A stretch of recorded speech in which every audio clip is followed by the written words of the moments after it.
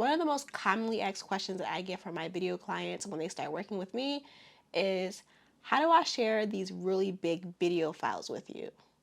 So today I'm going to be sharing 3 ways you can share your video files, and also I'm going to be giving you some best practices when you're doing that. So the first way I'm going to talk about is Google Drive. Now, I want to say most of the businesses that I work with, they have Google Suite accounts. So most likely they have up to like 15 or 30 gigabytes of space. So the way that you do that is you just basically upload the video, and then you make sure that the person that you're sending it to has permission to view it and also edit it. And then you just copy the link and send it to them via email. The next platform that you can use is Dropbox, and you basically send files the same way, right? So you upload the file, you make sure that the person you're sending it to has the permission to view it, and then you share it with them. And the last app or software that you can use is OneDrive. So if your business uses Microsoft instead of Google,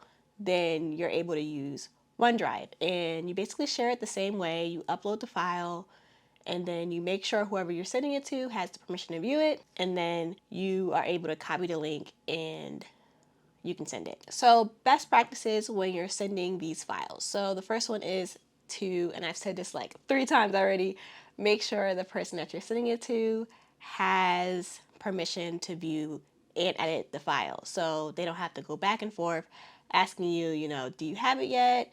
Or, can you share the link with me? Or, I'm not able to view it. So just double check before you're sending it to just make sure that's not a problem at all. The next thing is to, before you're uploading these files, is to make sure you have a high speed connection. So, you're able to actually upload it in like a reasonable amount of time. So, for example, if you're at a coffee shop or anywhere where you're sharing the Wi-Fi with like a ton of people, or you're far away from your Wi-Fi box, that may not be the best time to upload it.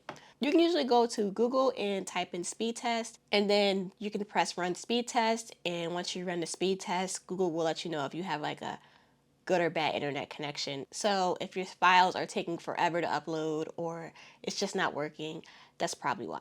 And the last thing that I want to mention is for organization purposes, when you're sending the video files to your video editor, if it's like for multiple videos, make sure you put each separate video's files into its own folders. So your video editor is not confused when they get the files and they're like, okay, which goes to which video. And then if you want to take it a step further, if you have like assets like photos or music or graphics that you also want to put into the video, make sure those are also in the right videos folder. So this was a short video, so thank you for watching. Also, this is a series that I'm doing on how to outsource to your video editors. So if you want to know more about that, don't forget to hit the subscribe button and keep a lookout for the next video.